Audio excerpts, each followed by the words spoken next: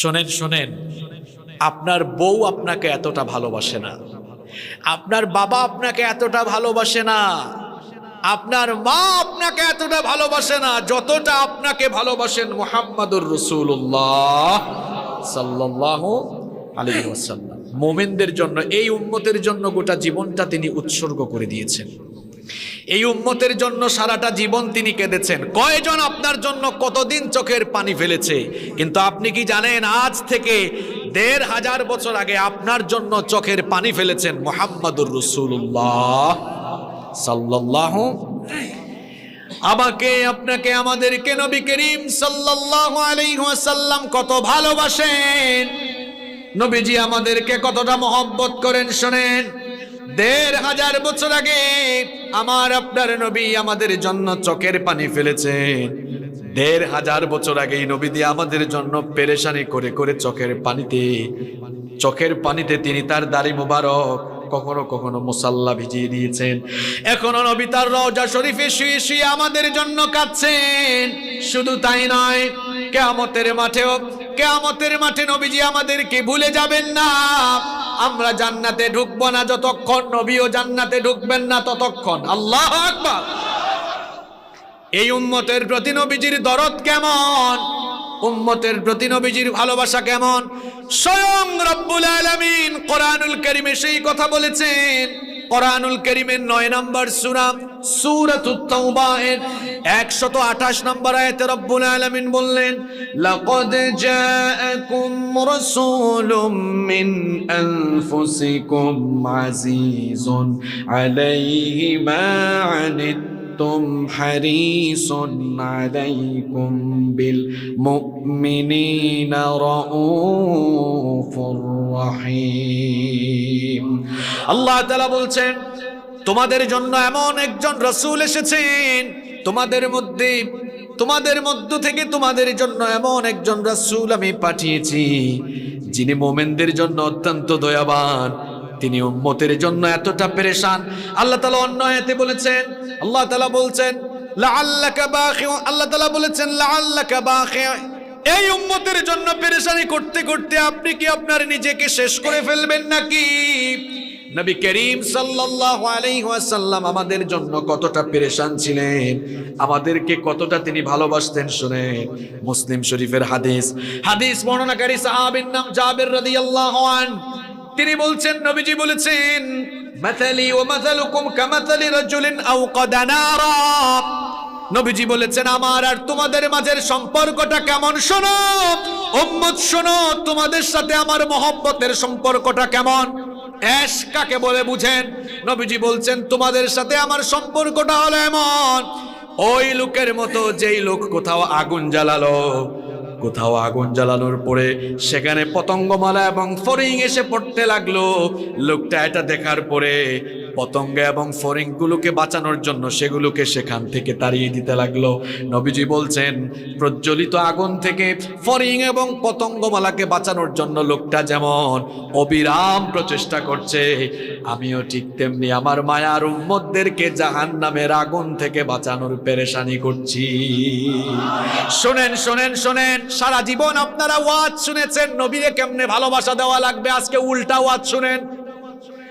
যেই নবীকে আপনারা ভালোবাসা দিবেন, আমরা তো সব জায়গায় স্বার্থ বুঝি, আগে গিভ এন্ড টেক সব জায়গায় আছে। আগে বোঝা দরকার কেন নবীকে ভালোবাসবেন। নবীকে এই জন্য ভালোবাসবেন, এই দুনিয়াতে আপনাকে যিনি সবচাইতে বেশি ভালোবেসেছেন তিনি মুহাম্মদ সাল্লাল্লাহু। আপনার বাবা আপনাকে এত ভালোবাসেন না, আপনার জন্মদাতা মা আপনাকে এত ভালোবাসেন না, প্রিয়তমা বিবিও আপনাকে এত ভালোবাসেন না যতটা আপনাকে ভালোবাসেন মুহাম্মাদুর রাসূলুল্লাহ।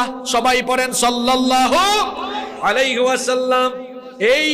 এই উম্মতের জন্য নবীজি কত কান্নাকাটি করেছেন, কত পেরেশানি করেছেন শুনেন।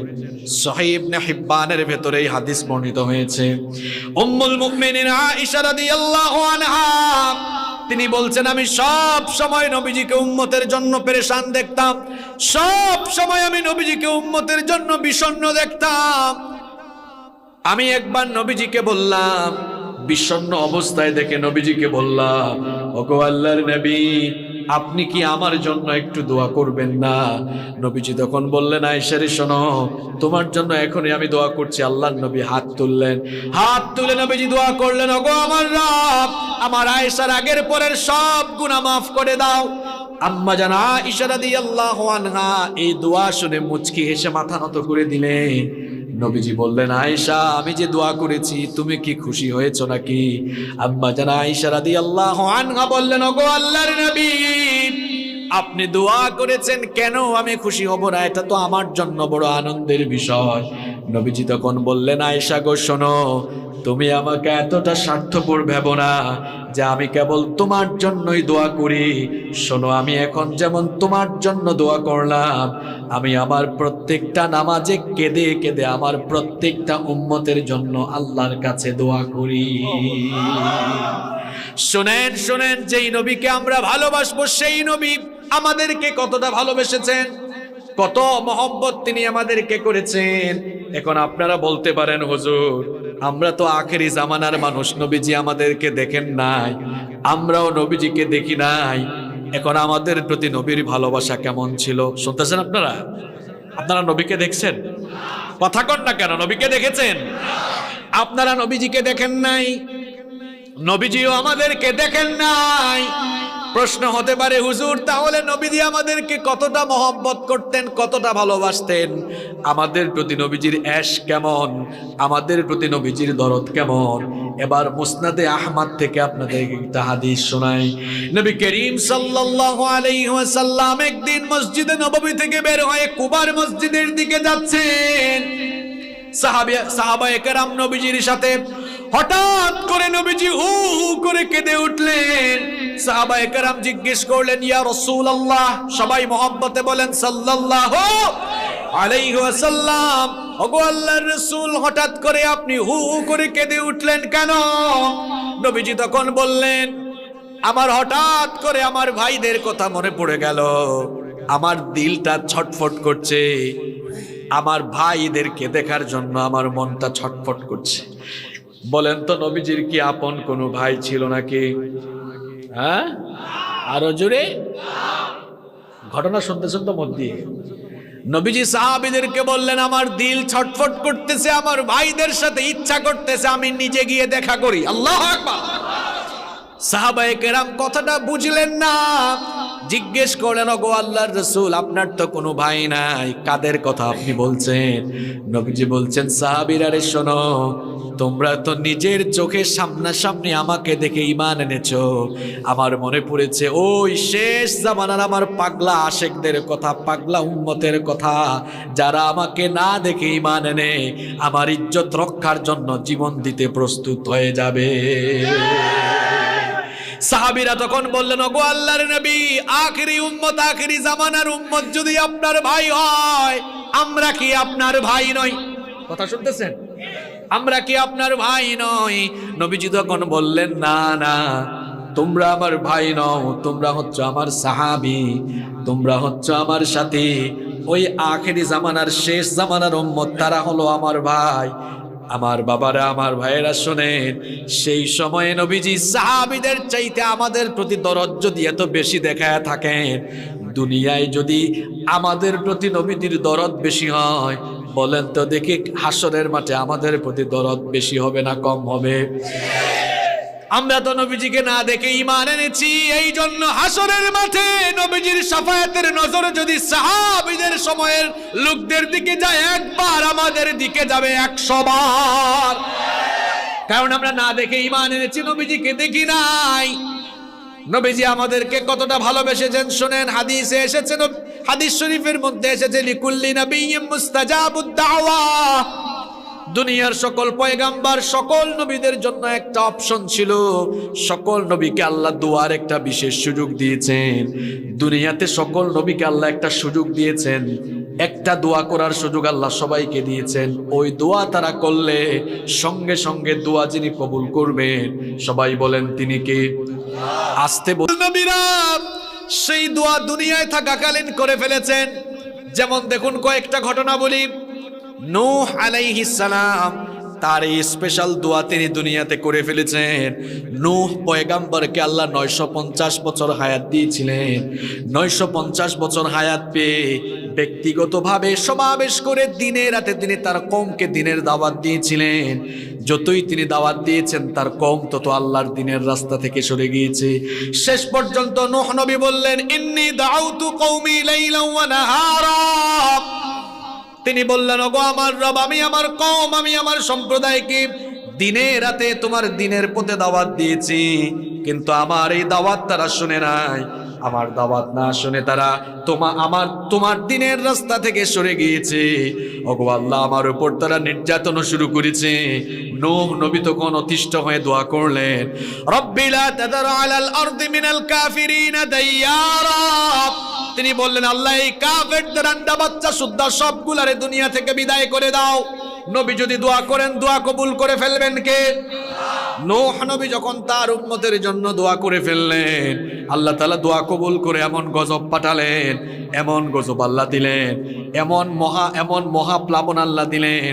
এক মহাপ্লাবনে কাফেরদের আন্ডা বাচ্চা সুদ্ধা ধ্বংস করে দিয়েছেন কে? তাহলে বলেন তো, গজব দেওয়ার মালিক কে? গজব থেকে বাঁচানোর মালিক কে? এই যে সামনে গজব আসতেছে, সবাই আমরা বলতেছি, আমাদের প্রধানমন্ত্রীও বলছেন গজব আসতেছে, দুর্ভিক্ষ আসতেছে, গোটা বিশ্বের নেতৃবৃন্দ বলতেছেন সামনে দুর্ভিক্ষ আসতেছে, গজব আসতেছে। এই যে 2 বছর আগে করোনা ভাইরাস শুরু হলো, বড় বড় সংস্থাগুলো, এমনকি বিশ্ব স্বাস্থ্য সংস্থাও বলেছিল বাংলাদেশে কম করে হইলেও 10 লক্ষ লোক মারা যাবে। এটা আমার কথা না, বিবিসি CNN এর রিপোর্ট।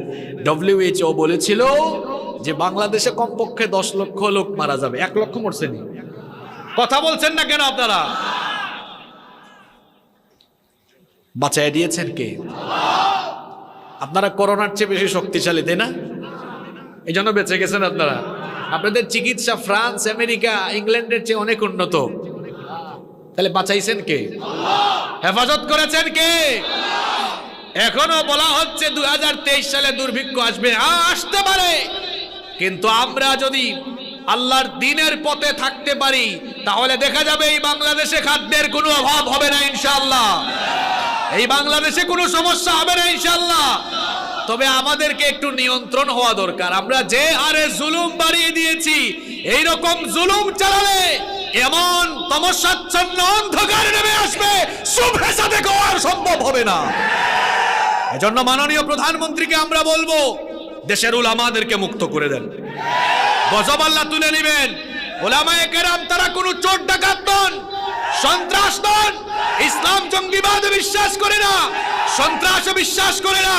আমরা বলবো কওমি আলিয়া সকল ঘরানার সকল আলেমদেরকে অচিরেই জেলখানা থেকে বের করে দেন।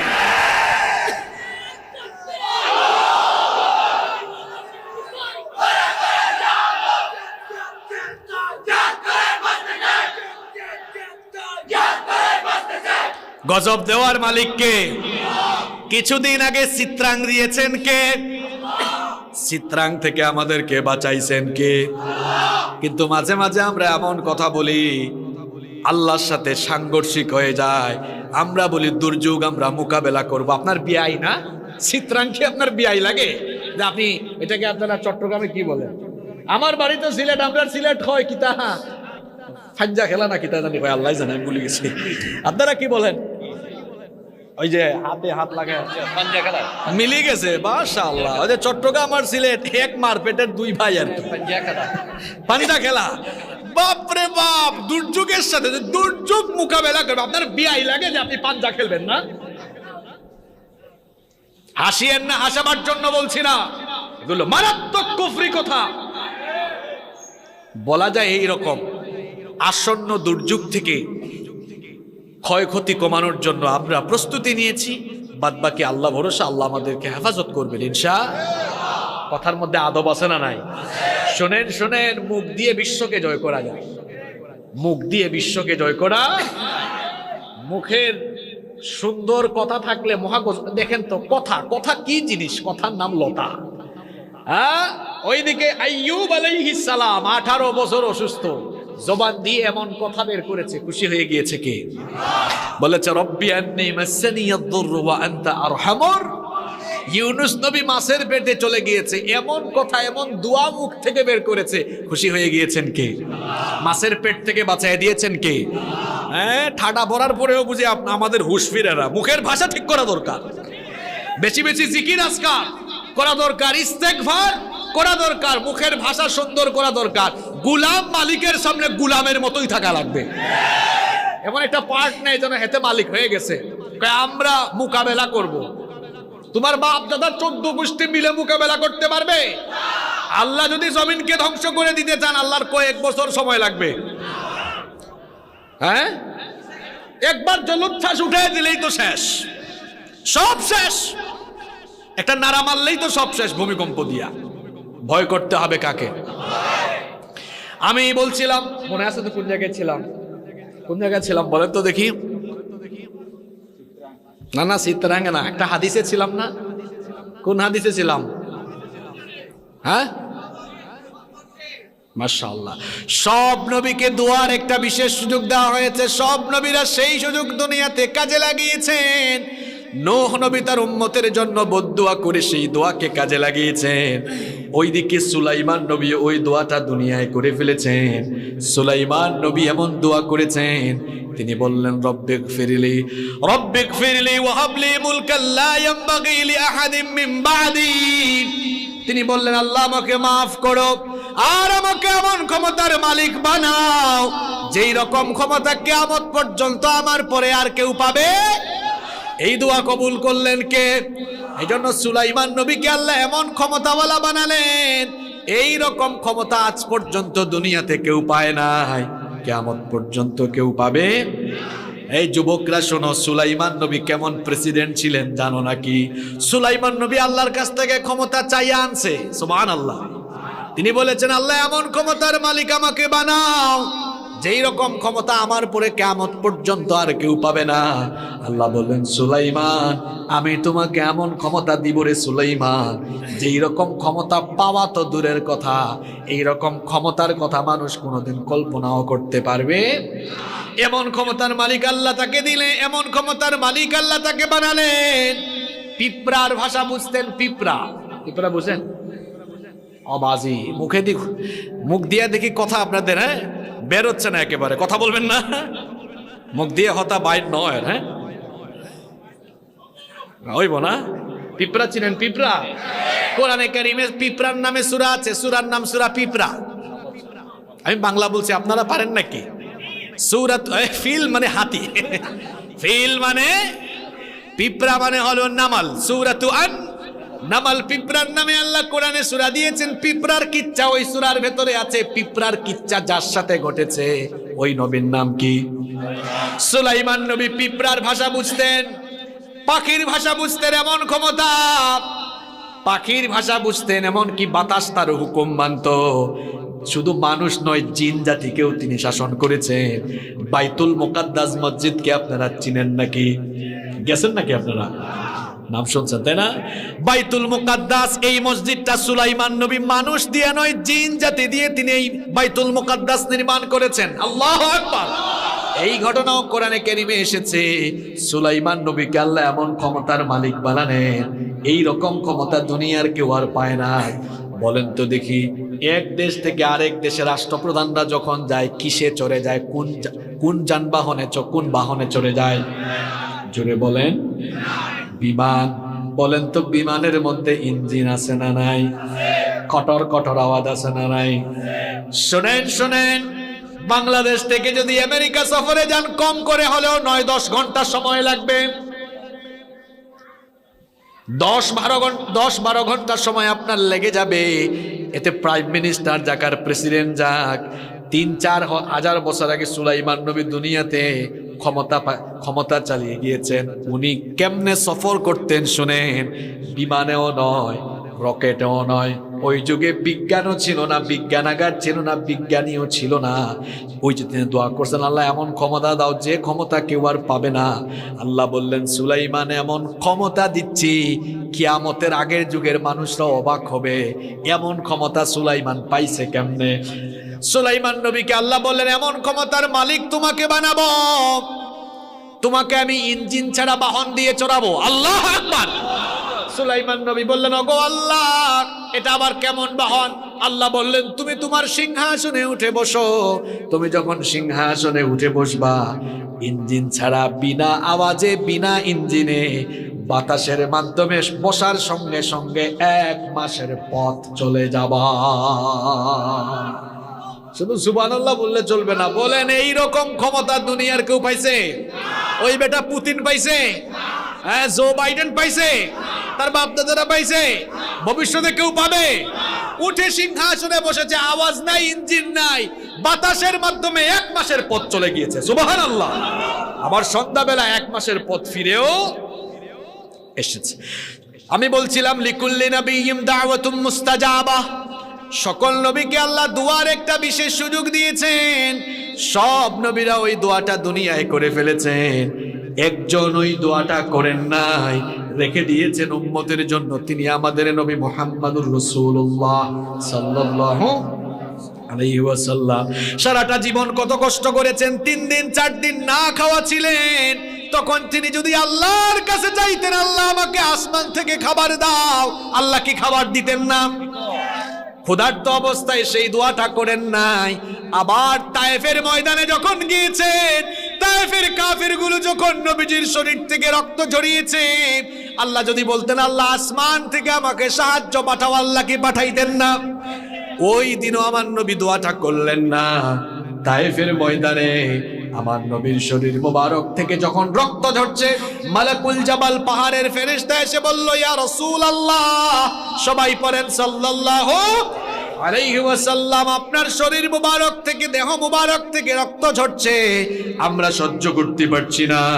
ওগো আল্লাহর নবী, আমি হলাম পাহাড়ের দায়িত্বে নিয়োজিত ফেরেশতা, আমার গায়ে আল্লাহ এত শক্তি দিয়েছেন, আপনি যদি আমাকে হুকুম করেন, 2 দিকের পাহাড় আমার হাতের তালুতে নিয়ে সবগুলা কাফেরদেরকে আমি মাটির নিচে দাবায় দিতে পারবো।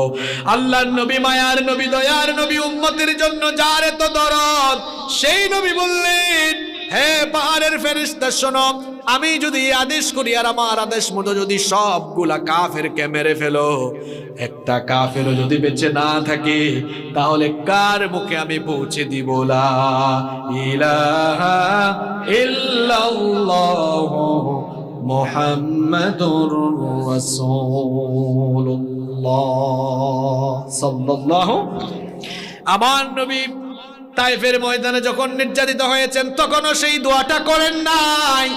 নবীজির কলিজার টুকরা 2 নাতি হাসান আর হুসাইন দিনের পর দিন না খেয়ে থেকেছে, নবীজি হাসান হুসাইনের জন্য ওই দোয়াটা করেন নাই। নবীজি তার কলিজার টুকরা মেয়ে ফাতেমার জন্য ওই দোয়াটা করেন নাই। নবীজি তার জামাই আলী রাদিয়াল্লাহু আনহুর জন্য দোয়াটা করেন নাই।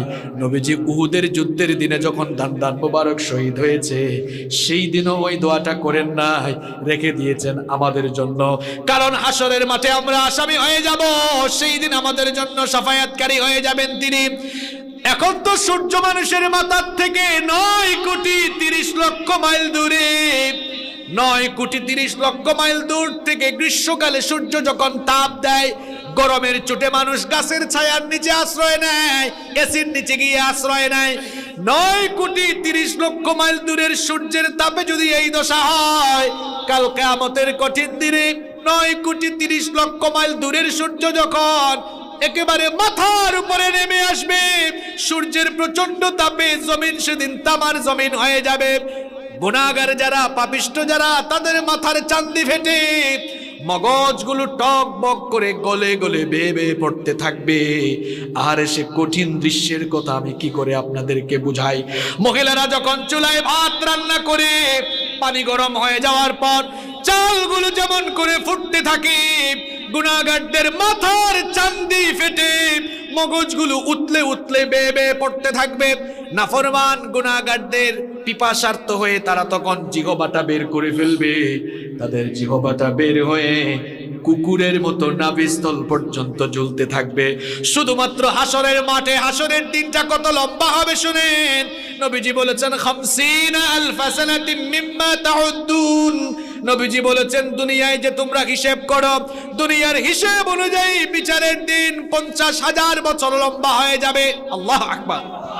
সেই দিন মানুষগুলো হাসরের মাঠে দাঁড়িয়ে থাকতে থাকতে পেরেশান হয়ে যাবে, চলে যাবে মানুষেরা পৃথিবীর প্রথম মানুষ এবং প্রথম নবী আমাদের বাবা সাইয়েদনা আদম আলাইহিস সালামের কাছে গিয়ে বলবে, বাবা আদম, হাসরের মাঠে দাঁড়ায়া থাকতে থাকতে আমাদের সহ্য হয় না, দয়া করে আমাদের জন্য একটু দোয়া করেন, আল্লাহ যেন বিচারের কাজটা শুরু করে দেন।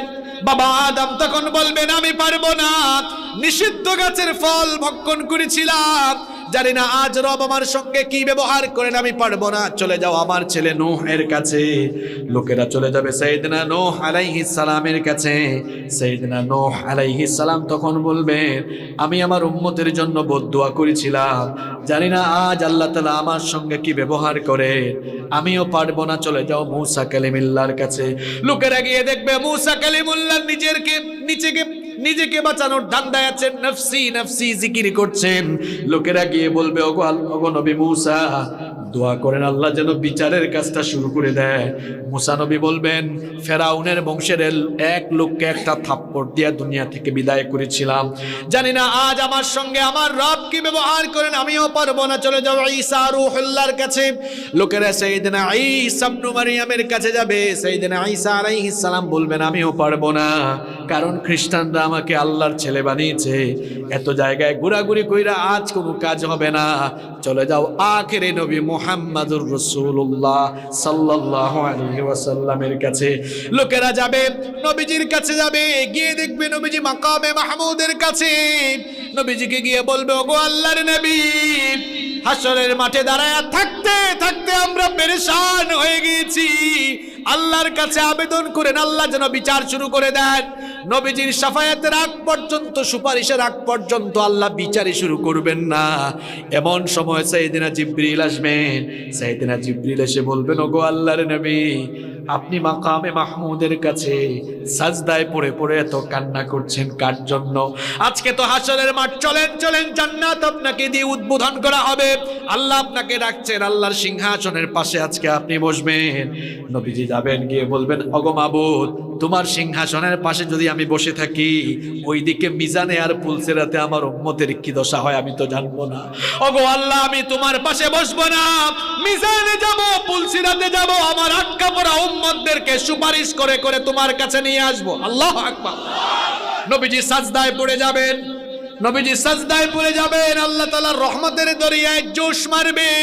আল্লাহ বলবেন, ইরফা রাসাক, নবী মাথা উঠান, সাল তুতাহু, কি চাইবেন আমার কাছে চান।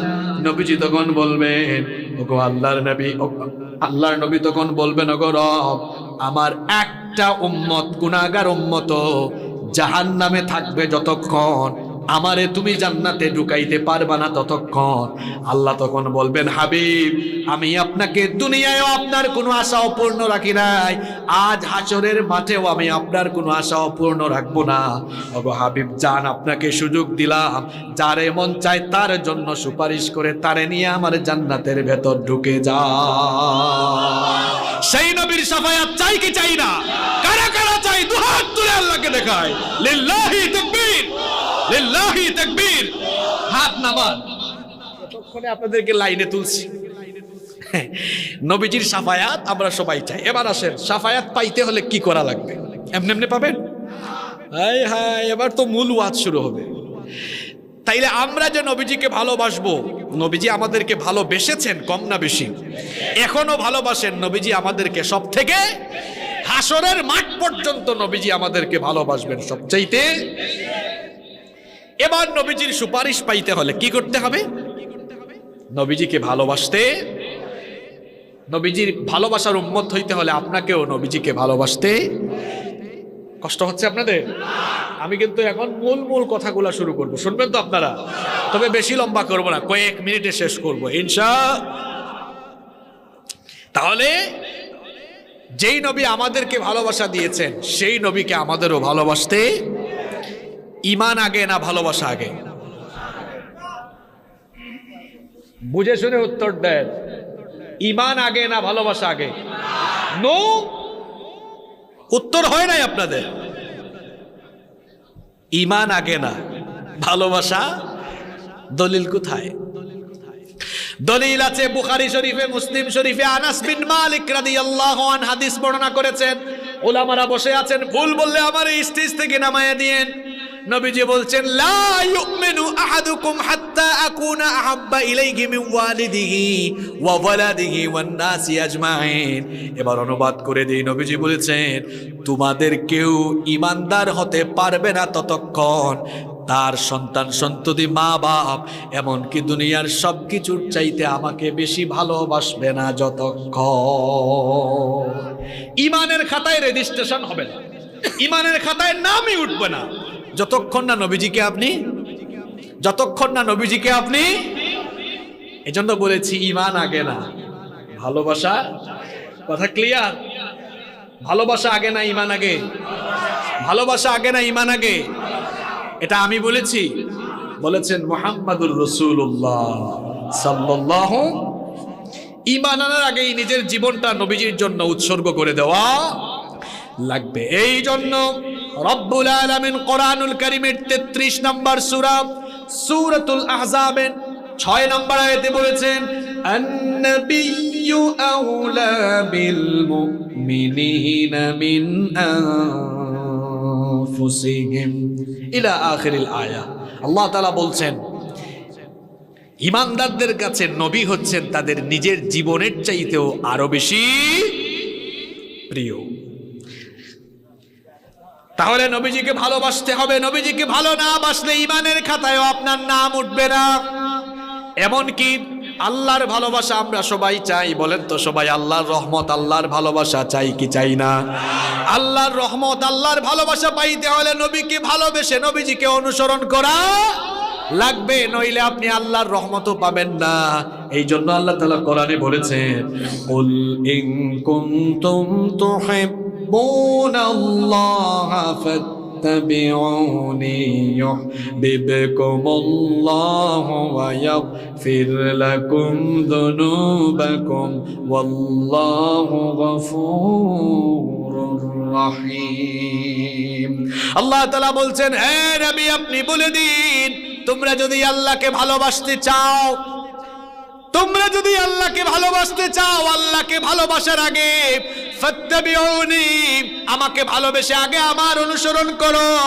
আমাকে ভালোবেসে যদি আমাকে অনুসরণ করো, তোমরা আল্লাহকে ভালোবাসা লাগবে না।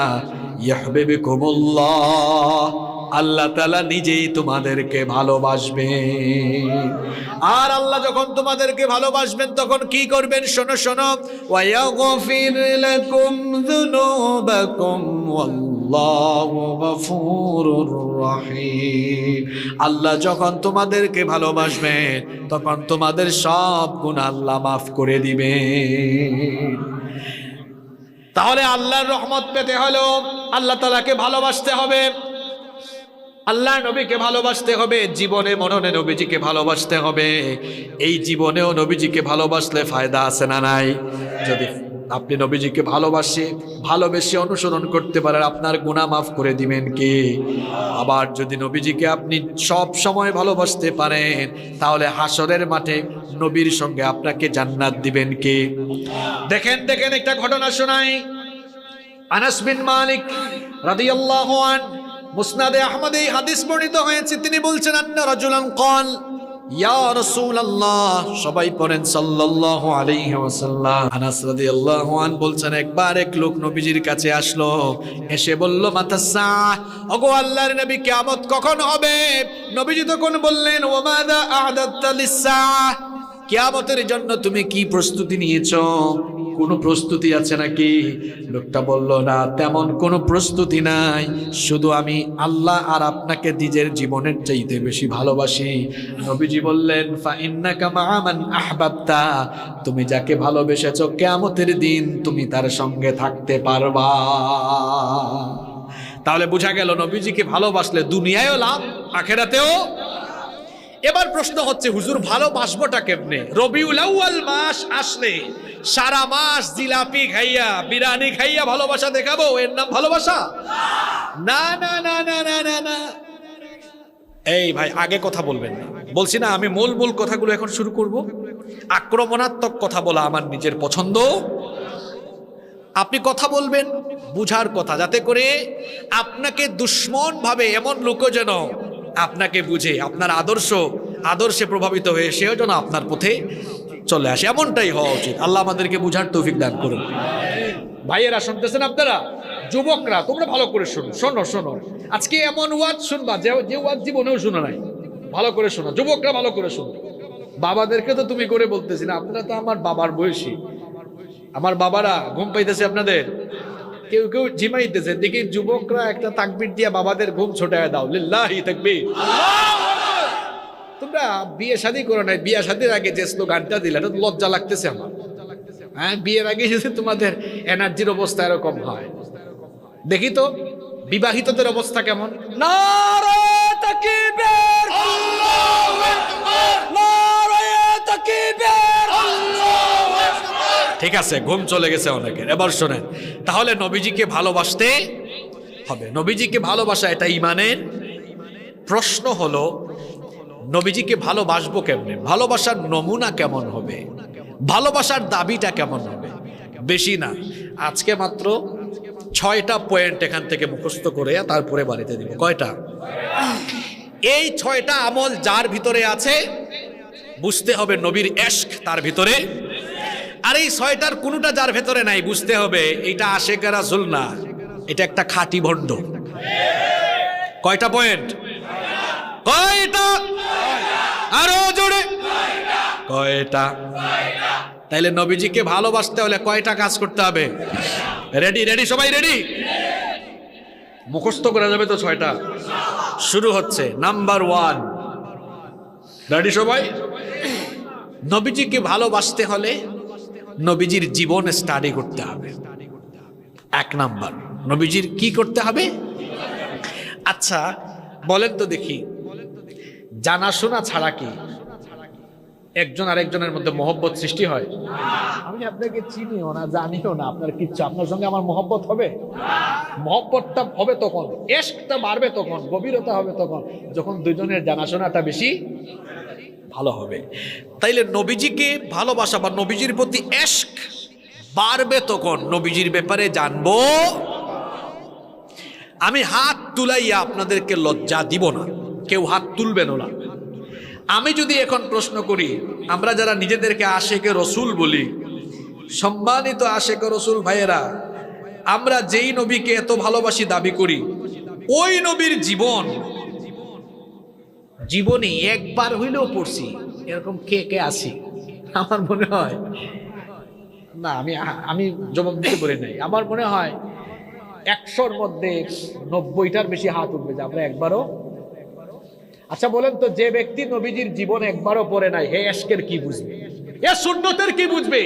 নবী কেমনে কথা বলতেন, নবী কেমনে ঘুমাইতেন, নবী কেমনে খাইতেন, নবী কেমনে চলতেন, চলনে বলনে, শুইতে বসতে হাঁটতে কথা বলতে খাইতে সব জায়গায় নবীজির চরিত্রকে অনুসরণ করতে হলে নবীজির ব্যাপারে আগে কি করতে হবে? মানতে গেলে জানতে হয়, জানতে গেলে না, মানতে গেলে জানতে হয়, জানতে গেলে পড়তে হয়। মুসলমান এখন পড়াশোনায় নাই, হায় হায় হায়, মুসলমান এখন খালি মিছিল আর বিরিয়ানি খাওয়ার দান্দায়, পড়াশোনায় নাই। যদি পড়াশোনা করতো, মিলাদ আর সিরাত নিয়ে মুসলমান ঠেলাঠেলি করতো না।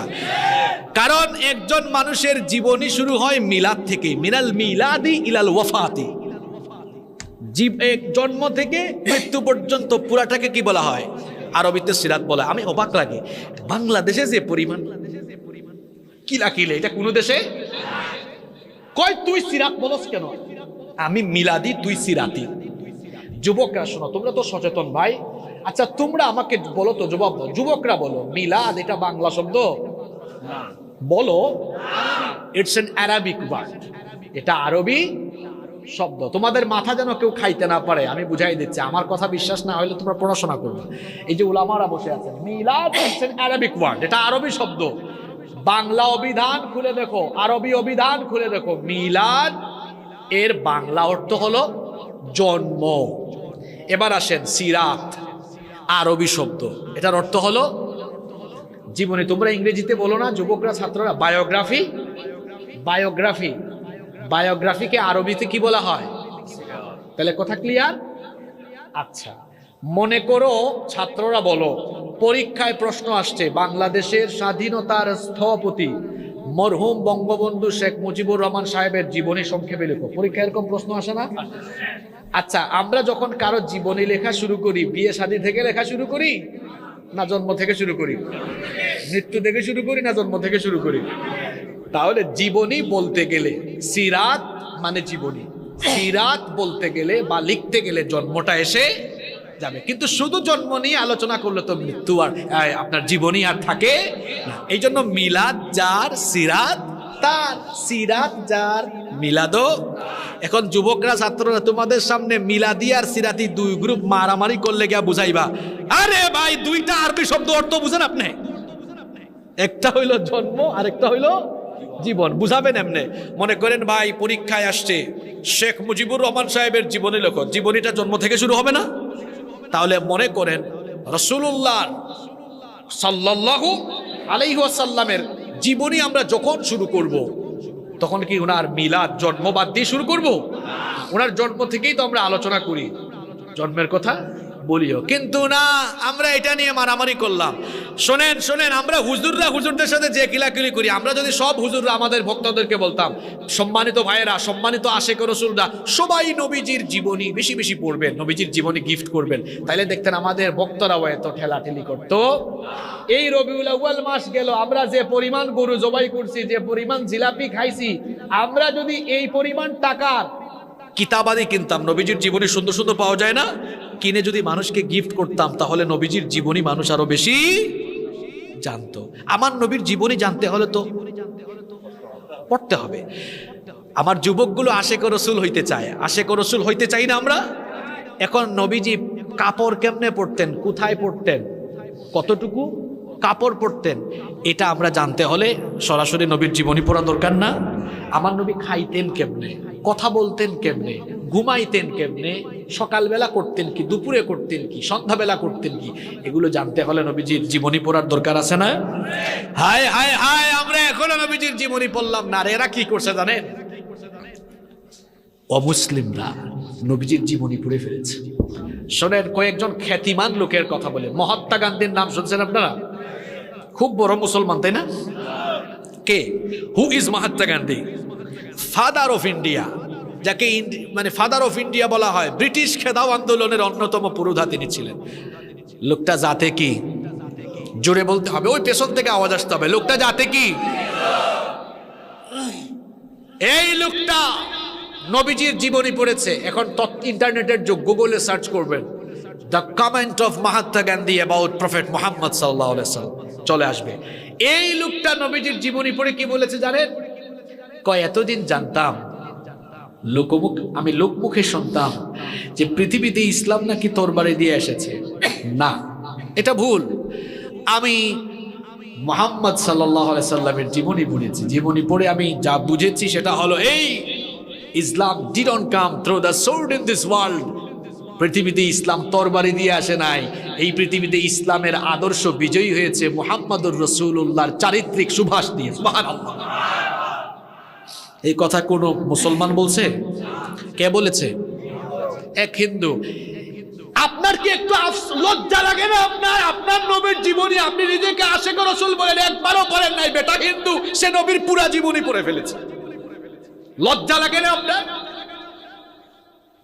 ওই বেটা বৌদ্ধ কি করছে শোনেন, সে ছোটখাটো বৌদ্ধ না, বৌদ্ধদের ধর্মীয় গুরু, প্রধান নেতা দালাই লামা, নাম শুনছেন আপনারা? এই দালাই লামা নবীজির পুরা জীবনী পড়েছে। সে নবীজির জীবনী পড়ে অভিভূত হয়েছে। সে তখন বলেছে, Prophet Muhammad is the best example for the entire humanity. সে বলেছে নবী মুহাম্মদ সাল্লাল্লাহু আলাইহি ওয়াসাল্লাম তিনি হচ্ছেন গোটা দুনিয়ার সকল মানুষের জন্য সর্বোত্তম অনুপম দৃষ্টান্ত। সুবহানাল্লাহ। সে আরো বলেছে, we should follow the path which showed by the prophet Muhammad to get global peace. আমরা যদি শান্তিময় পৃথিবী পাইতে চাই, তাহলে আমাদের উচিত ওই নবী মুহাম্মদুর রাসূলুল্লাহ সাল্লাল্লাহু আলাইহি ওয়াসাল্লাম যে পথ দেখায় গেছেন, ওই পথের অনুসরণ করা, ওই পথের অনুসরণ করলেই শান্তি মিলবে। হ্যাঁ, আমরা শুধু সুবহানাল্লাহ কইতে জানি, কিন্তু নবীর জীবনী পড়তে জানি না আমরা। আর ওই বেটা খ্রিস্টান কি করছে বললাম তো, হিন্দু আর বৌদ্ধের কথা। মাইকেল এইচ হার্ট, তার একটা বই গোটা পৃথিবীতে পরিচিত, দি 100, বিশ্বের 100 শ্রেষ্ঠ মনীষী জীবনী। সেখানে সে অ্যাডাম অর্থাৎ আদম আলাইহিস সালাম, জোসেফ মানে ইউসুফ আলাইহিস সালাম, আব্রাহাম, ইব্রাহিম আলাইহিস সালাম, জেসাস ক্রাইস্ট অর্থাৎ যিশু খ্রিস্ট, আমরা যাকে ঈসা আলাইহিস সালাম বলি, এদের জীবনী এনেছে। শুধু তাই নয়, Isaac Newton, Benjamin Franklin, Dalai Lama, এদের জীবনী এনেছে। লোকটা যাতে খ্রিস্টান, উচিত ছিল যে এই 100 জনের জীবনী উল্লেখ করছে সবার উপরে সে যিশু খ্রিস্ট অর্থাৎ ঈসা আলাইহিস সালামের জীবনীটা লেখা, এটাই উচিত ছিল। কিন্তু মজার ব্যাপার হলো সে সবার উপরে যার নাম লিখেছে তিনি মুহাম্মাদুর রাসূলুল্লাহ সাল্লাল্লাহু আলাইহি ওয়াসাল্লাম। লোকটা খ্রিস্টান হইয়া যে কামটা করছে, এখন খ্রিস্টানটা খুশি না বেজার? অবাজি কথা বলেন, খুশি না বেজার? বেজার। খ্রিস্টানটা তখন বলল, মাইকেল এই ছাড়, এটা কোনো কামের কাম করলো? একজন খ্রিস্টান হইয়া মুসলমান ধর্মের নবীর নাম উপরে লেখছে, এটা কোনো কামের কাম করছে?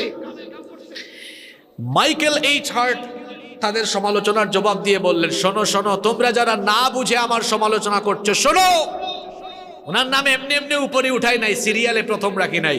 হি was the only man in history, he was the only man in history who was supremely successful on both the religious and secular level. আমি যার নাম উপরে লিখছি, উনি কে চেনো? চেনো?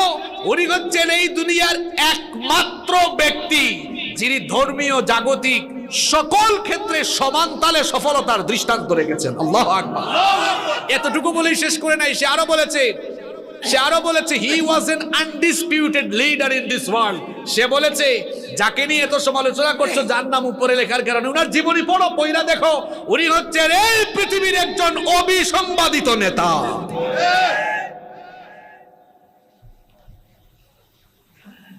অমুসলিমরা নবীজির জীবনী পড়ে পড়ে এত সুন্দর কমেন্ট করলো। আফসোস লাগে রে ভাই, আফসোস লাগে। আমরা কলেজে পড়ি, বিশ্ববিদ্যালয়ে পড়ি, আমরা অনেকে মাস্টার ডিগ্রি শেষ করে ফেলেছি, পিএইচডি শেষ করে ফেলেছি, শত শত বই পড়েছি, আমরা হাজার হাজার কিতাব পড়েছি, লক্ষ লক্ষ পৃষ্ঠা আমরা উল্টাইছি পড়েছি, কিন্তু আমরা অনেক মুসলমান আছি নবীজির জীবনী জানার জন্য ছোট্ট একটা বই কিনে আমরা কিছু পেজ উল্টাইয়া নবীজির জীবনী পড়তে পারি নাই। আফসোস লাগে। আসুন আমরা আজকের এই মাহফিল থেকে সিদ্ধান্ত নেই, আন্দরকিল্লায় যান না আপনারা, নবীজির জীবনী নিয়ে লেখা সুন্দর সুন্দর অথেন্টিক সুন্দর সুন্দর কিতাব আছে, যেমন আর রাহিকুল মাখতুম, সিরাত ইবনে হিশাম রাহমাতুল লিল আলামিন। আচ্ছা, একটা বইয়ের বলি কথা, মনে মনে আবার মিটিং করেন না, আচ্ছা হুজুর যে বইয়ের নাম বলছে এটা কি কোনো দলের বই নাকি? না, এটা আন্তর্জাতিকভাবে সিরাতের কম্পিটিশন হয়েছে, অর্থাৎ নবীজির জীবনী এর উপরে একটা আন্তর্জাতিক কম্পিটিশন হয়েছিল। ওই আন্তর্জাতিক কম্পিটিশনে এই বইটা পৃথিবীব্যাপী ফার্স্ট হয়েছে। এটা কোনো দলেরও লেখা না, এটা অথেন্টিক একটা বই, ছোট্ট একটা বই, বাংলায় অনুবাদও আছে, বাংলা অনুবাদও বেশি না, 200-250 টাকা দাম হতে পারে। নাম কি? আর রাহিকুল। সবাই বলা লাগবে জুড়ে, বলেন বইটার নাম কি? আর রাহিকুল। সবাইকে সবক দিলাম, 1 নম্বর সবক, সবাই আমরা আশিকে রাসূল না? 1 নম্বর কাজ, নবীজির জীবনী জানবো, জানার জন্য একটা বই কিনবো। বইটার নাম কি? জোরে বলেন, বইটার নাম কি? আর রাহিকুল মাখতুম। আর বিয়ে শাদীর দাওয়াত পান না? বিয়ে শাদীতে যাবেন, যে গিফটই দেন সাথে একটা আর রাহিকুল মাখতুমও দিয়ে দিবেন, ঘরে ঘরে নবীজির জীবনে ঢুকাই দিবেন। এই যে রবিউল আউয়াল মাস গেল, আমরা যদি সবাই সবার সামর্থ্যের আলোকে মানুষকে কিছু বই হাদিয়া দিতাম, নবীজির জীবনীটা পড়লে, শোনেন, মানুষ যত শিক্ষিত হবে, যত শিক্ষার আলো জ্ঞানের আলো ভেতরে ঢুকবে, সমাজ থেকে ফিতনা ফাসাদ শুধু কমতে থাকবে। এখন তো শিক্ষা নাই, আপনাদের কথা কি বলতাম, আপনাদের কথা কি বলতাম? এই চেয়ারে বসে যারা কথা বলে হিসাব করে দেখেন, বেশিরভাগই পড়াশোনা করে না, গবেষণা করে না। আপনাদের কথা কি আর বলতাম, কুরআন তেলাওয়াত শুদ্ধ না, হেরা এই চেয়ারকে কলঙ্কিত করছে। এজন্য নবীজির হাদিসও আমার মনে পড়ে গেল, আখিরি জামানায়, ফিতনার জামানায়, শেষ জামানায়, কিয়ামতের আগে, কিয়ামতের লক্ষণ হলো মানুষ জাহেলদেরকে আলেমের চেয়ারে বসাবে। মানুষ জাহেলদেরকে আলেমের চেয়ারে সকাল বিকাল রাতে মাহফিল করে, পড়াশোনার টাইম কই? নিজেও পড়াশোনা করে না, মানুষকেও পড়াশোনার কথা বলে না। আমার বাবারা, আমার ভাইয়েরা, পড়বেন, বেশি করে পড়াশোনা করবেন, জ্ঞানের আলোয় আলোকিত হতে পারবেন ইনশাআল্লাহ। নবীজিকে ভালোবাসতে হলে কয়টা কাজ করতে হবে? এক নাম্বার কি করতে হবে? নবীজির জীবনী স্টাডি না, শুধু কার জীবনী স্টাডি করতে হবে? কারণ নবীজি যদি চোখের সামনে থাকতেন তাহলে স্টাডি করা লাগতো? দেখে দেখে সব আমরা শিখে ফেলতাম। নবী কেমনে ওযু করছেন, নবী কেমনে খাইছেন, নবী কেমনে ঘুমাইছেন, কেমনে কথা বলতেন, দেখে দেখে শিখতে পারতাম। যেহেতু নবীজি আমাদের চোখের সামনে নাই, নবীজির সিরাত জীবনী আমাদের জানার দরকার আছে না নাই? ভালোবাসতে হলে এক নম্বরে কি করব? নবীজির জীবনী আমরা ইনশাআল্লাহ। আসেন দুই নম্বর সবক। আচ্ছা বলেন তো, যে যাকে ভালোবাসে তার কথা তার বেশি মনে, তাই না? মনে করেন আপনার স্ত্রীকে আপনি খুব ভালোবাসেন, তাহলে সকাল সন্ধ্যায় দিনে রাতে মনে পড়বে না? এখন আমরা যদি বলি আমরা নবীজিকে খুব ভালোবাসি, তাহলে আপনারও নবীজিকে বেশি বেশি স্মরণ করা লাগবে। আর নবীজিকে স্মরণ করলেই একটা প্রক্রিয়া আল্লাহ শিখাইছেন, নবীর উপর কি পড়তে হবে? দুরূদকে গলার মালা বানিয়ে ফেলতে হবে, বেশি বেশি দুরূদ পড়তে হবে। বেশি বেশি আপনারা দুরূদ পড়বেন, বেশি বেশি দুরূদ পড়বেন। দুরূদ হচ্ছে সবচাইতে লাভজনক আমল। নবীজি বলেছেন, আমার নাম শোনার পরে যে আমার উপরে দুরূদ পড়ে না, সেই লোকটা হলো দুনিয়ার সবচেয়ে বড় বখিল, সবচেয়ে বড় কিপ্টা।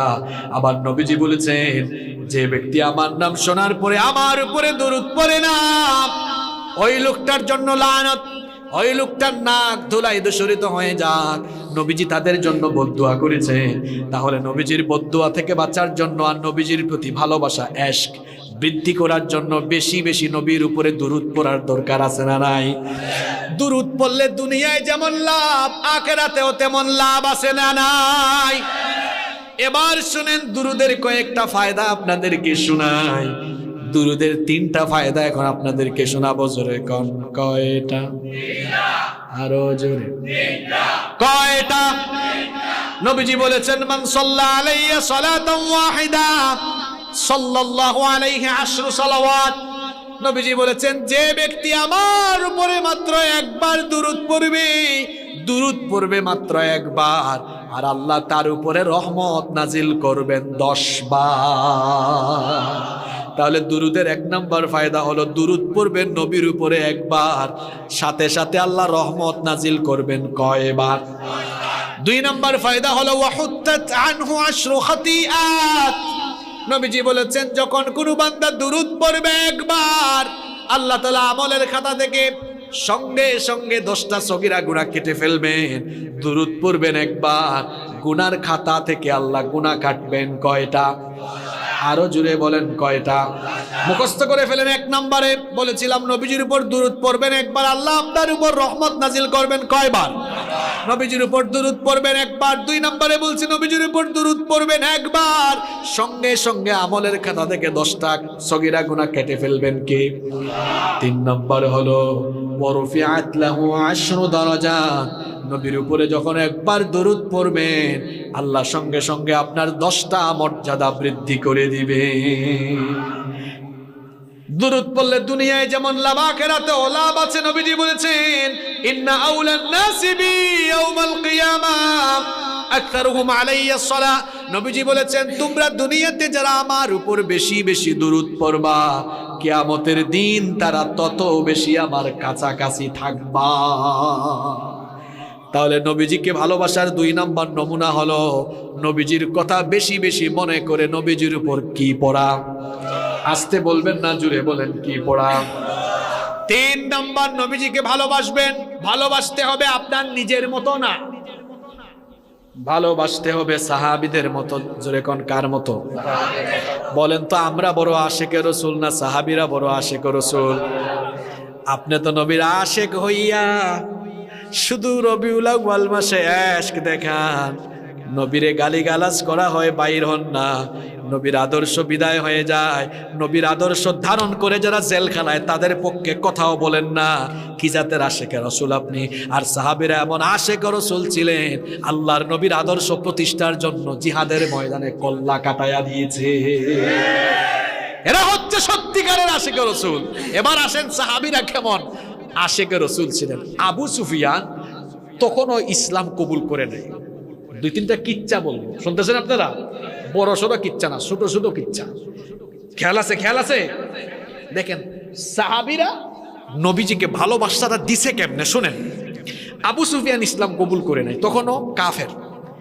একদিন নবীজির খেদমতে আসছে, আসার পরে এমন কিছু দেখছে, দেখার পরে কাফেরদের মিটিংয়ে গিয়া কয়, শোনো এদের বিরুদ্ধে আমরা কেমনে পারবো বলো, এদের কাছে অস্ত্র শস্ত্র নাই, এরা সংখ্যায় কম, এরপরেও এদের সাথে পারি না কেন জানো?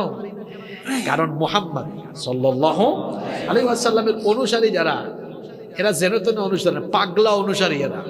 অনুসারীগুলা কেমন শোনো, সে তার ভাষায় বলছে, মা রাআইতু মিনান নাসি আহাদান ইউহিব্বু আহাদান কাহুব্বি আসহাবি মুহাম্মাদিন সাল্লাল্লাহু আলাইহি ওয়াসাল্লাম মুহাম্মাদা। সে বলেছে আমি বহু জায়গা সফর করেছি, কিন্তু ওনাকে তার অনুসারীরা এত ভালোবাসে, এইরকম ভালোবাসা দুনিয়ার কোন অনুসারীরা, কোন কর্মী তাদের নেতাকে দিতে পারবে না। সুবহানাল্লাহ। আর ওইদিকে আরেকজন উরওয়া বিন মাসউদ, তিনি এসেছিলেন হুদাইবিয়ার সন্ধির সময় কাফেরদের প্রতিনিধি হয়ে। আয়েশা এমন জিনিস দেখছে, দেখা গিয়ে কাফেরদেরকে বলতেছে, কাফেরের গোষ্ঠী কার সাথে লড়বা? আমি এমন চিত্র দেখে আসছি, শুনলে অবাক হয়ে যাবা। সে বলে, লাকাদ ওয়াফাততু আলাল মুলুক ওয়া ওয়াফাততু আলা কাইসার ওয়া কিসরা ওয়ান নাজ্জাশী।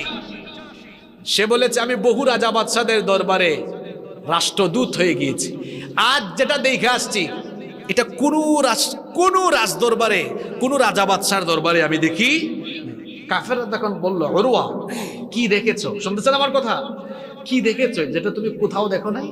তখন সে বলল, শোনো আমি কি দেখছি। ইন তানাখামা নুখামাতান ইল্লা ওয়াকাআত ফি কাফি রাজুলিন মিনহুম ফাদালাকা বিহা ওয়াজহাহু ওয়া জিলদা।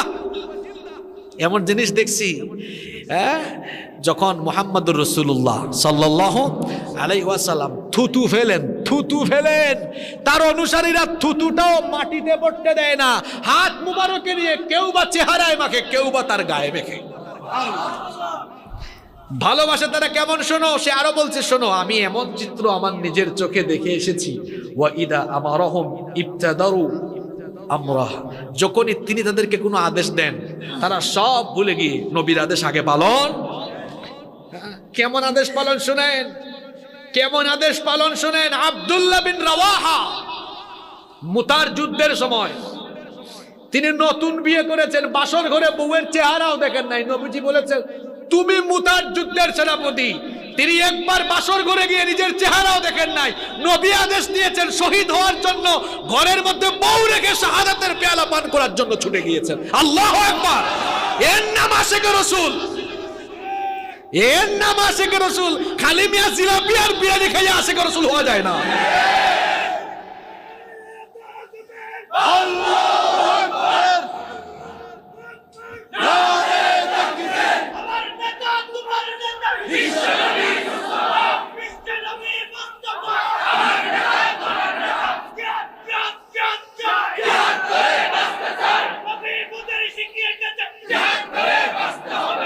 নবী এসেছিলেন এই দুনিয়াতে আল্লাহর বিধান কায়েমের জন্য।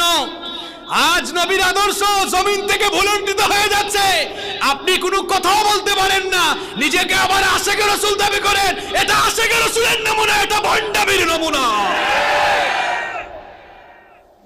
ইশক কারে বলে আজকে ভালো করে বুঝুন। ইশকের ওয়াজ হচ্ছে, এটা আসল ইশকের ওয়াজ। ইশকের ওয়াজ শুনে তো ওই লোক বলতেছে যে কারবার দেখে আসছি, তিনি যখন কোনো আদেশ করেন এরা সাথে সাথে নবীজির আদেশ পালনে নেমে পড়ে। কয় আরো দেখছি তো। কাফেররা কয় কি দেখছো? আর কয় আমি আরো দেখেছি, ওয়া ইদা তাওয়াদ্দা কাদু ইয়াকতাতিলুনা আলা ওযুহি। তারা তাদের নবীকে এত ভালোবাসে, তিনি যখন ওযু করেন ওই ওযুর ব্যবহৃত পানিটাও তারা মাটিতে লাগাইতে দেয় না, ওইটাও তারা হাতে নিয়ে গায়ে মাখতে থাকে। আর আনাস রাদিয়াল্লাহু আনহু বলছেন, আনাস রাদিয়াল্লাহু আনহু তিনি বলছেন, আমি একবার দেখলাম নবীজির মাথা হলক করা হচ্ছে, সাহাবারা চতুর্দিকে ঘিরে দাঁড়িয়ে আছেন। নবীজির মাথা মোবারক থেকে চুল তারা মাটিতে পড়তে দেন নাই, প্রত্যেকটা চুল তারা হাতের মধ্যে নিয়েছেন। সুবহানাল্লাহ। আজ নবীর দুশ্মনেরা নবীকে গালিগালাজ করে, আমরা কোনো কথা বলি না। নবী এসেছিলেন আল্লাহর জমিনে আল্লাহর দ্বীন কায়েমের জন্য, নবীর স্লোগান নিয়ে আজে বাজে কথা হয়, আমরা কোনো কথা বলি না। শুধু রবিউল আউয়াল মাস আসলে নিজেকে আশিক রাসূল হিসেবে জাহির করে ফেলি। আহারে ভাই, আর নবীর সাহাবীরা কেমন ভালোবেসেছেন নবীকে শুনে। আবু বকরের মতো আশিকে রাসূল হওয়া লাগবে। নবীজি আবু বকরকে বললেন, আবু বকর, হিজরতের আদেশ আল্লাহর কাছ থেকে, হিজরতের ইঙ্গিত এসেছে, যে কোনো দিন মক্কা ছেড়ে আমাদের চলে যাওয়া লাগতে পারে, রেডি থাকিও। এর কয়েক মাস পরে নবীজি হিজরত করেছেন। হিজরতের রাতে নবী করিম সাল্লাল্লাহু আলাইহি ওয়াসাল্লাম আবু বকর রাদিয়াল্লাহু আনহুর বাড়িতে গেলেন। দরজায় গিয়ে মাত্র একটা ঠুনকা মারলেন। কয়টা?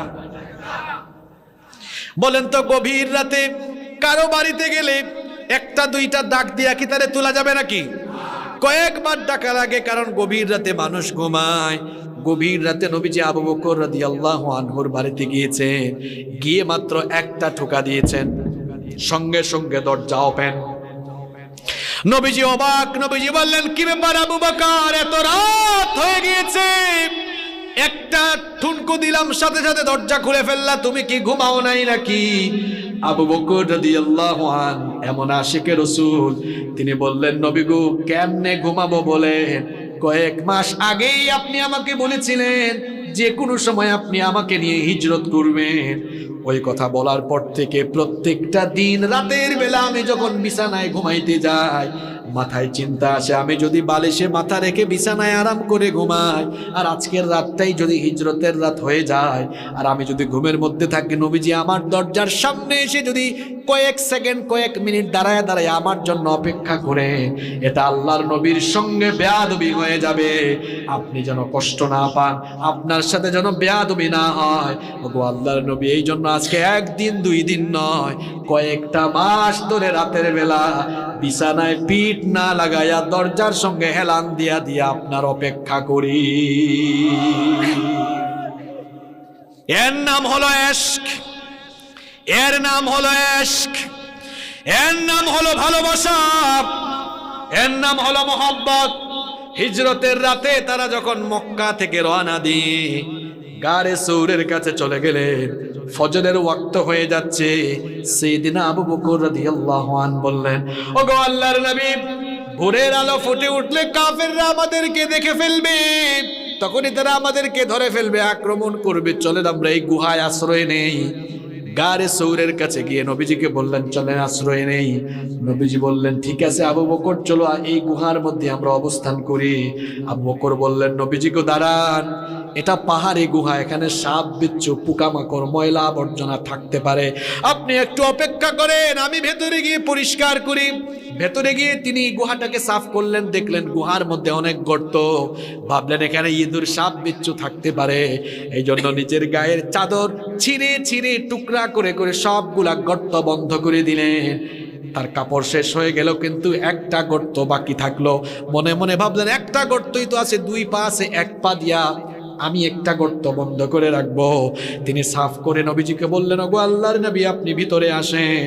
নবীজি যখন ভেতরে আসলেন, নবীজি বললেন, আবু বকর, পাহাড় বেয়ে বেয়ে সারা রাত হেঁটে হেঁটে ক্লান্ত হয়েছি, তুমি একটু বসো, আমি তোমার কোলে মাথা রেখে কিছুক্ষণ আরাম ফরমাই। আবু বকর রাদিয়াল্লাহু আনহুর কোলে মাথা রেখে নবীজি আরাম ফরমাচ্ছেন। এমন সময় নবীজি ঘুমিয়ে গেলেন। আবু বকর রাদিয়াল্লাহু আনহু এক পা দিয়ে তিনি ওই গর্তটা বন্ধ করে রেখেছিলেন। ওই গর্তের ভেতরে একটা বিষধর সাপ ছিল, হঠাৎ করে পায়ের মধ্যে কামড় দিল। বিষের যন্ত্রণায় আবু বকর রাদিয়াল্লাহু আনহু ছটফট করছেন, কিন্তু নবীজিকে ঘুম থেকে জাগান না, কারণ নবীজির কষ্ট হয়ে যাবে, বেয়াদবি হতে পারে। বিষের যন্ত্রণা সইতে না পেরে চক্ষু থেকে পানির ফোঁটা টপ টপ করে পড়তে লাগলো। নবীজির চেহারা মুবারকে বলল, নবীজির ঘুম ভেঙে গেল, দেখলেন আবু বকর কান্না করছেন। বললেন, আবু বকর রে, তুমি কাঁদো কেন? মনে হয় তোমার বাড়ির কথা মনে পড়েছে। আবু বকর বলেন, ওগো আল্লাহর নবী, আমার ঘর বাড়ি বিবি বাচ্চা সব আপনার জন্য কুরবান, কারো জন্যই আমার মন খারাপ না, কারো জন্যই আমি কাঁদি না। নবীজি বলছেন, তাহলে কেন কাঁদো? আবু বকর বললেন, ঘটনা শোনালেন। বললেন, একটা গর্ত বাকি ছিল, পা দিয়ে সেটা বন্ধ করে রেখেছিলাম, বিষধর সাপ দংশন করেছে। নবীজি বললেন, আবু বকর এক্ষুনি তোমার পাটা দাও। নবীজি থুতু মুবারক লাগাইয়া দিলেন, শিফা দিয়ে দিলেন কে? নবীজি বললেন, আবু বকর তোমার এই অবস্থা, আমাকে তুমি ডাকলা না কেন? আবু বকর বললেন, ওগো আল্লাহর নবী, আমি আপনাকে এতটা ভালোবাসি, আপনার সামান্য কষ্ট আমার বরদাস্ত হয় না। আল্লাহর কসম করে বলছি, এই সাপ আমাকে দংশন করেছে। বহুক্ষণ চেষ্টা করেছিলাম চোখের পানি ধরে রাখার জন্য, আপনাকে চোখের পানি পড়ার পরেও আমি ডাকি নাই। ওগো আল্লাহর নবী, এই অবস্থায় যদি আমার জীবনও চলে যেত, আপনার আরামে আমি ব্যাঘাত ঘটাতাম না। এর নাম ইশক, এর নাম ভালোবাসা। সত্যিকারের আশিকে রাসূল হলে আল্লাহর জমিনে আল্লাহর দ্বীন কায়েমের ঝান্ডাবাহী পতাকা নিয়ে তারপরে ময়দানে নামা লাগবে। আল্লাহু আকবার, আল্লাহু আকবার।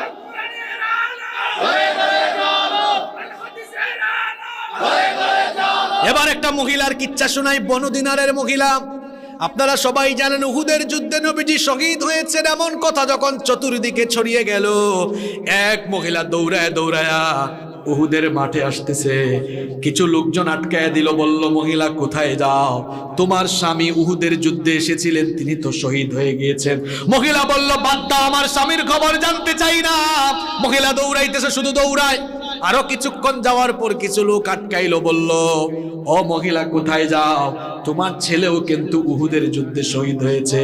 মহিলা বলল, আমার স্বামী আমার ছেলে সব যদি শহীদ হয়ে যায় আমার কোনো আপত্তি নাই, আগে বলো আমার নবী, আমার কলিজার টুকরা নবী কোথায়, ভালো আছেন কিনা? জীবন উৎসর্গ করে দিতে হবে সেই নবীর জন্য। এইরকম ইশক, এইরকম ভালোবাসা নবীর জন্য থাকা লাগবে। আজ নবীর আদর্শ, নবীর আদর্শ, যে আদর্শ নিয়ে নবীজি দুনিয়াতে এসেছেন, আল্লাহর কোরআনের বিধান জমিনে কায়েমের জন্য নবীজি কোরআন দিয়ে মদিনা চালাইলেন। আজ সেই কোরআনের বিধানের সাথে ফাইজলামো করা হচ্ছে, কোরআনওয়ালা লোকদের সাথে তামাশা করা হচ্ছে।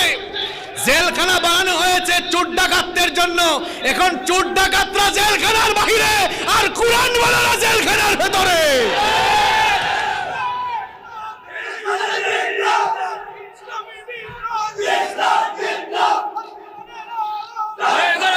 নবীজি যে কোরআনের বিধান কায়েমের জন্য দুনিয়াতে এসেছেন, সেই কোরআনওয়ালারা আজ জেলখানায় বসে কাঁদে। তোমার হৃদয়ে একটু আঘাত লাগে না? তুমি বুঝি আবার আশিকে রাসূল নিজেকে দাবি করো? আল্লাহ আমাদেরকে হেদায়েত দান করেন। আরো আসতে বলেন আমিন। বলেছিলাম নবীজির আশিক হইতে হলে কয়টা কাজ করা লাগবে? আরো জোরে, কয়টা বলছি? কয়টা? দুইটা না, কয়টা বলছি? তিনটা। কয়টা বলছি? তিনটা। কয়টা? দেখি স্লোগানের চোটে মনে আছে না ভুলে গেছে। এক নম্বর কি বলছিলাম? নবীদের জীবনী স্টাডি করতে হবে। দুই নম্বর কি বলেছিলাম? নবীজিকে স্মরণ করে বেশি বেশি দুরূদ পড়তে, দুরূদকে গলার মালা বানাই ফেলতে হবে। তিন নাম্বার, নবীজিকে ভালোবাসতে হবে। তবে কাদের মতো? কাদের মতো? নিজের জীবনের চাইতেও বেশি ভালোবাসা লাগবে। আর এই ভালোবাসাটা এখন কেমন হবে? এই যুগে কেমন হবে? শুধু আমরা বলবো নবী গো জীবনের চেয়ে বেশি ভালোবাসি না, এরকম মুখ দিয়া বললে হবে না। নবী দুনিয়াতে এসেছেন কার বিধান কায়েমের জন্য? এই কোরআনের বিধান, নবীর এই আদর্শকে, নবীর আদর্শ যে কোরআন, এটা কি আমার কথা? আয়েশা রাদিয়াল্লাহু আনহাকে সাহাবীরা জিজ্ঞেস করছে নবীর চরিত্র কেমন? কয় কোরআন পড়ো না, কোরআনটাই নবীর চরিত্র। সুবহানাল্লাহ, সুবহানাল্লাহ। তাহলে নবীর এই চরিত্র, নবীর এই আদর্শ বাস্তবায়নের জন্য নবীজির পাগল পারা উম্মত আল্লাহর এই জমিনে আল্লাহর বিধান কায়েমের জন্য সংগ্রাম করবে। রক্ত দেওয়ার দরকার হলে রক্ত দিবে, জীবন দেওয়ার দরকার হলে জীবন দিবে, তাও বাতিলের সামনে মাথা নত করবে না।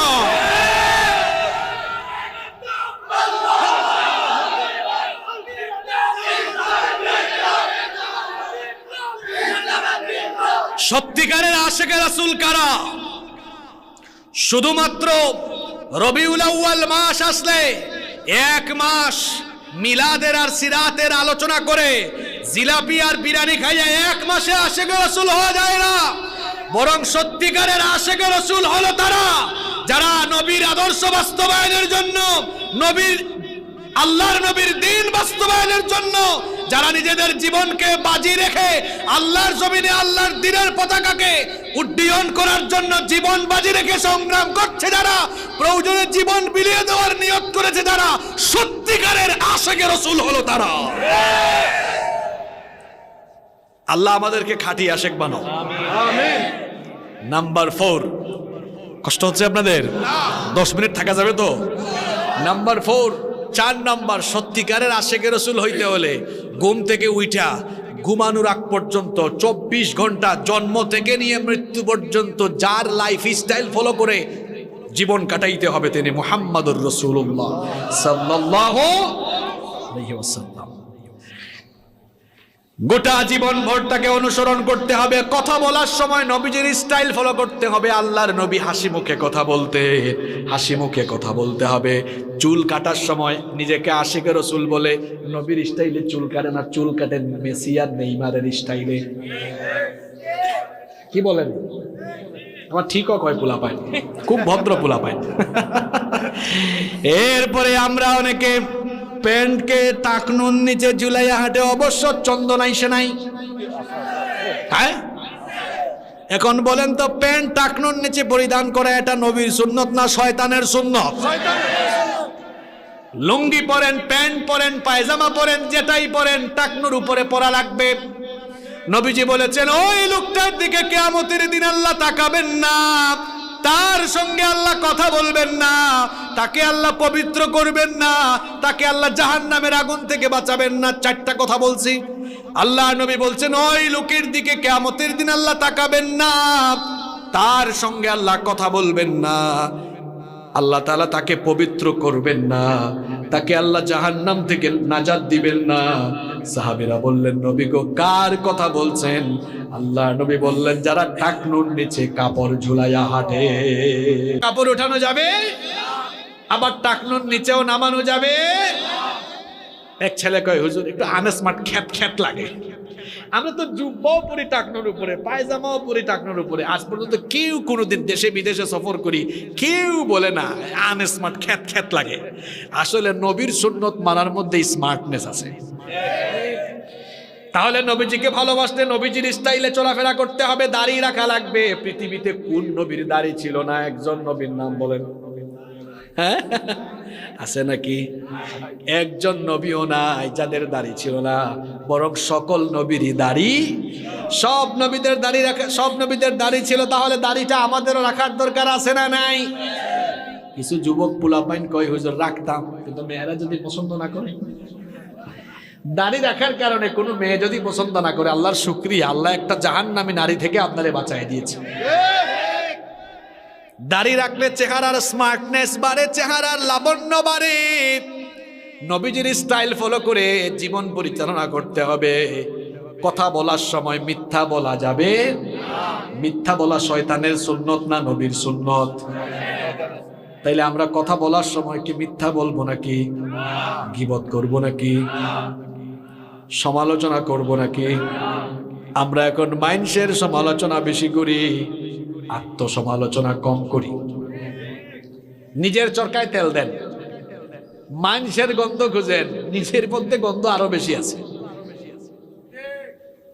আত্মসমালোচনা করেন। কয়টা মানুষ আছে বলেন তো আমরা আত্মসমালোচনা করি? শোনেন কিছু সবক দিই আপনাদেরকে। প্রতিদিন রাতের বেলা ঘুমানোর আগে আত্মসমালোচনা করবেন। সেটা কিরকম দেখেন, আমি করি, আপনারা শোনেন। রাতের বেলা ঘুমানোর আগে চিন্তা করবেন, দেখি তো একটু চিন্তা করি, হায় হায় আজকে 5 ওয়াক্ত নামাজের মধ্যে 3 ওয়াক্ত জামাত পড়লাম আর 2 ওয়াক্ত জামাতটা কাজা করলাম। এই যে আমি আমাকে নিয়ে ভাবতেছি, এটা কি পরের সমালোচনা না আত্মসমালোচনা? আগামীকাল থেকে আর জামাত বাদ দিব না ইনশাআল্লাহ। দেখেন আত্মসমালোচনার মাধ্যমে চরিত্র কি হয়? উন্নত হয়, সমৃদ্ধ হয়। আরে আজকে তো দুপুর বেলায় ভুলবশত একটা মিথ্যা বলে ফেলছিলাম, আস্তাগফিরুল্লাহ, তওবা করে ফেলি, আর আগামীকাল থেকে মিথ্যা বলবো। হায় হায় আজকে লাইনে দাঁড়াইছিলাম এক জায়গায় ব্যাংকে, এক ভাইকে গুতা একটা দিয়ে ফেলছিলাম, ওনার কষ্ট পাইছে, একটা ফুড লাগান ভাইজান, ভালো আছেন, কষ্ট দিয়ে ফেলছে, মাফ করে দেন। মানুষের সমালোচনা না আত্মসমালোচনা? হায় হায় হায় ওই যে এক জায়গায় চা খেতে বসছিলাম আজকে বিকেল বেলা আসরের সময়, ওখানে তো বৈশাখ গীবত করে ফেলছে, আস্তাগফিরুল্লাহ। আর গীবত করবো না কোনোদিন। মানুষের সমালোচনা না আত্মসমালোচনা? এখন বলেন তো, আমরা আত্মসমালোচনা বেশি করি না পরের সমালোচনা বেশি করি? আর নবীজি বলেছেন, মানুষের দুষ্ত্রুটি গোপন রাখো। সবার দুষ্ত্রুটি আছে না নাই? গোপন গুনাহ আছে তো, এমনও গোপন গুনাহ আছে ফাঁস হইলে ইজ্জত থাকবে না। আল্লাহ বলেছেন, তুমি তোমার ভাইয়ের দোষ ত্রুটি গোপন রাখো, আল্লাহ তোমার গুনাহগুলো গোপন রেখে চুপি চুপি তোমারে জান্নাত দিবেন। এই হাদিসটা বুঝলেই তো আমরা সমালোচনা বাদ দিয়ে ফেলতাম। নিজের চরকায় তেল দেন। এই যুবকরা শোনো, সমালোচনা বাদ দাও আজকে থেকে, আত্মসমালোচনা করো। মনে রাখতে হবে, পরনিন্দা পরচর্চা চরিত্র ধ্বংস করে, আত্মসমালোচনা চরিত্র উন্নত করে। আমরা নবীর স্টাইলে চলাফেরা করব। নবী কি আগে কথা বলতেন না আগে সালাম দিতেন? নবীজি সালাম নিতেন নাকি সালাম দিতেন? আমরা নিব বেশি না দিব বেশি? আমরা তো কয়েকজন ভাব নিয়ে থাকি, আমি কেন দিব? বিশেষ করে ঊর্ধ্বতন চেহারা থাকলে সব সালাম অধস্তনদের কাছ থেকে নিতে চায়, নিজে দেয় না। আছে না নাই? নবীজিকে কোনোদিন কেউ আগে সালাম দিতে পারছে? কথা বলেন, পেরেছে? কেউ কোনোদিন নবীকে আগে সালাম দিতে পেরেছে? নবীজি সবার আগে সালাম দিয়ে ফেলেছেন। তাহলে আমরাও সালাম দিব তো মানুষকে, ইনশাআল্লাহ। এইভাবে করে নবীজিকে অনুসরণ করতে হবে। আল্লাহর আনুগত্যের আগে নবীজির আনুগত্য করতে হবে। এই জন্য নবীজি বলেছেন, মান আতাআনি ফাকাদ আতা আল্লাহ। যে আমার আনুগত্য করলো সে আল্লাহর আনুগত্য করলো। তাহলে নবীজিকে ভালোবাসার 4 নাম্বার নমুনা হলো, গোটা জীবনভর যার অনুসরণ করতে হবে তিনি কে? আল্লাহ। ভালোবাসার মূল দাবি হলো অনুসরণ করা। ভালোবাসার মূল দাবি কি? সর্বশেষ একটা কিচ্ছা শুনে আপনাদের খারাপ লাগতেছে আমি জানি, একটা কিচ্ছা মনে হয়েছে, বলবো আমি? খুব মারাত্মক কিচ্ছা, বলবো তো? বলার পরে এক গোষ্ঠীর প্রশ্ন আছে, ওই প্রশ্নের উত্তরও আজকে দিয়ে যাবো এখান থেকে। শুধু ভালোবাসলেই হবে না, ভালোবাসার মূল দাবি মেনে চলা। ভালোবাসা দেখাইয়া যদি নবীজিকে মেনে না চলে, সুজা জাহান্নামে যেতে হবে। এরকমই একটা জাহান্নামী লোকের কিচ্ছা শোনাই। তার নাম আবু তালেব। নাম কি? নবীজির আপন। নবীজিকে ভালোবাসছে কম না বেশি? নবীজি জন্মের আগে বাবা হারাইলেন, জন্মের পরে মা হারাইলেন, দাদার আশ্রয়ে ছিলেন, দাদাকেও হারাইলেন, চলে গেলেন কার আশ্রয়ে? চাচার আশ্রয়ে। আর এই চাচা তাকে অনেক আদর ভালোবাসা দিয়ে লালন পালন করেছেন। আবু তালেব নবীজিকে খুব ভালোবাসতেন, নবীজিও আবু তালেবকে খুব শ্রদ্ধা করতেন। আবু তালেব যখন মৃত্যুশয্যায়, বুখারীর হাদিস, নবীজি গিয়ে দেখলেন তার চাচা দুনিয়া থেকে চলে যাওয়ার সময় এসেছে। নবীজির হাতে হাত রেখে ইসলাম কবুল করেছে। তখন অনেকেই নবীজির খারাপ লাগতেছে, আরে আমার চাচা এত ভালোবাসা দিয়ে আমাকে লালন পালন করেছেন, আমার চাচা যদি কালেমাহীন অবস্থায় কাফের অবস্থায় মারা যান, আমার বাবা তো জাহান্নামে চলে যাবে, আমার চাচা তো জাহান্নামে চলে যাবে। নবীজির খারাপ লাগতেছে। নবীজি গিয়ে চাচাকে কানে কানে বললেন, ইয়া আম্মি আবু তালেব, আমার কলিজার টুকরা চাচা শোনেন, লা ইলাহা ইল্লাল্লাহ। চাচা গো, লা ইলাহা ইল্লাল্লাহ এতটুকু বলেন, মুহাম্মাদুর রাসূলুল্লাহ বলা লাগবে না, শুধু লা ইলাহা ইল্লাল্লাহ এতটুকুনের ঘোষণা দেন।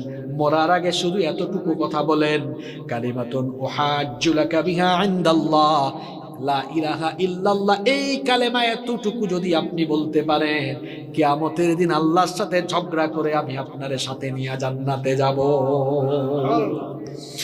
আবু সুফিয়ান তো তখনও ইসলাম কবুল করে নাই। আবু সুফিয়ান সহ অন্যান্য নেতারা বলল, আবু তালেব, তোমার ভাতিজার কথা মরার আগে শুনে আমাদেরকে বেইজ্জত কইরো না। আবু তালেব কালেমা পড়লেন না, এভাবেই চলে গেলেন। নবীজির মন খারাপ হয়ে গেল। আল্লাহ তাআলা ওহী নাযিল করলেন।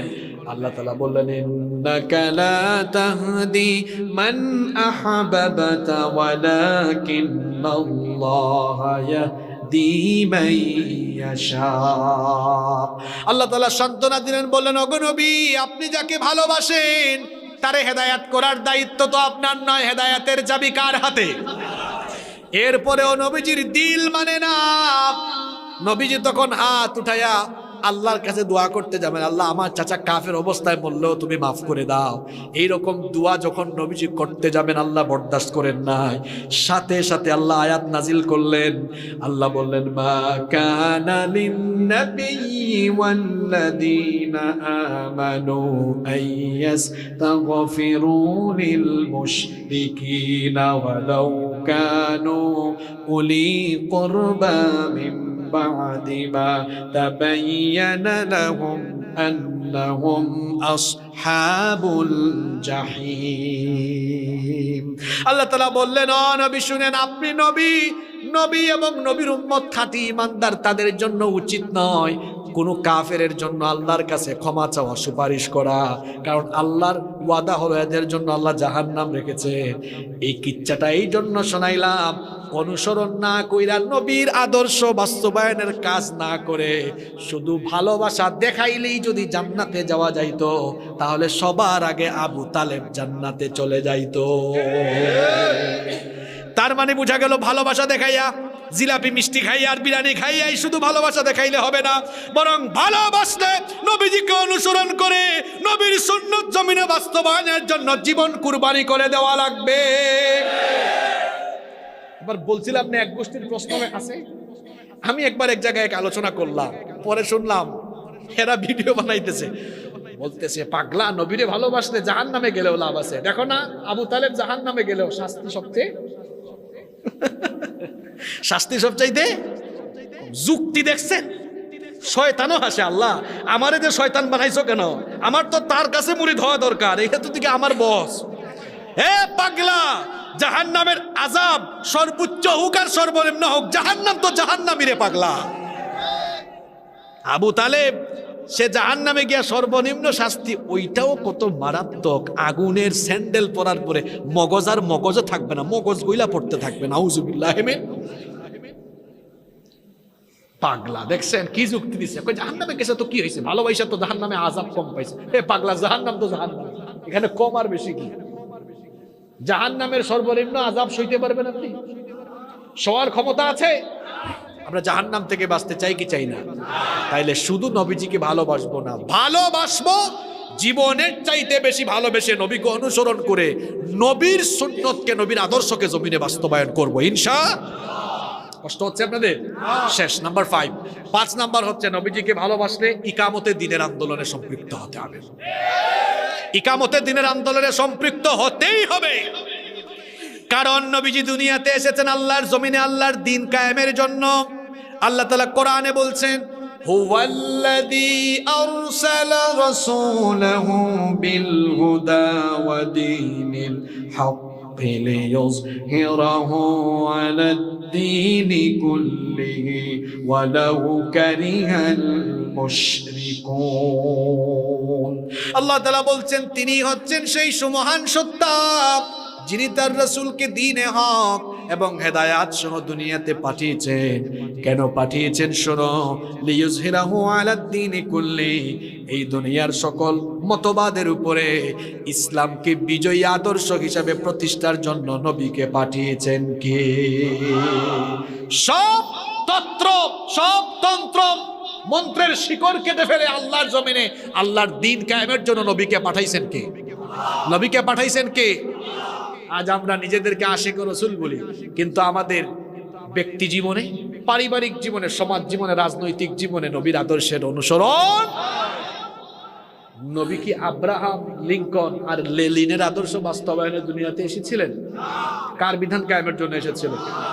আপনি কার বিধান কায়েম করতেছেন? জবাব দেওয়া লাগবে না, নিজের বিবেককে প্রশ্ন করেন। আপনি যে এমন আদর্শ লালন করেন, যে আদর্শ লালন করে আপনি নেতার নামে স্লোগান দিতে পারেন, আল্লাহু আকবারের স্লোগানও দিতে পারেন না।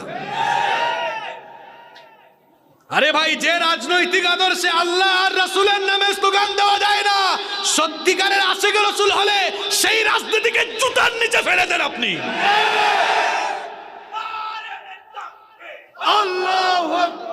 যে রাজনৈতিক আদর্শে আল্লাহ আর রাসূলের কথা বলা যায় না, যে রাজনৈতিক আদর্শে আল্লাহু আকবারের স্লোগান দিলে বিতর্কিত স্লোগান বলা হয়, ওই সকল রাজনীতিকে জুতার নিচে ফেলে দেন আপনি।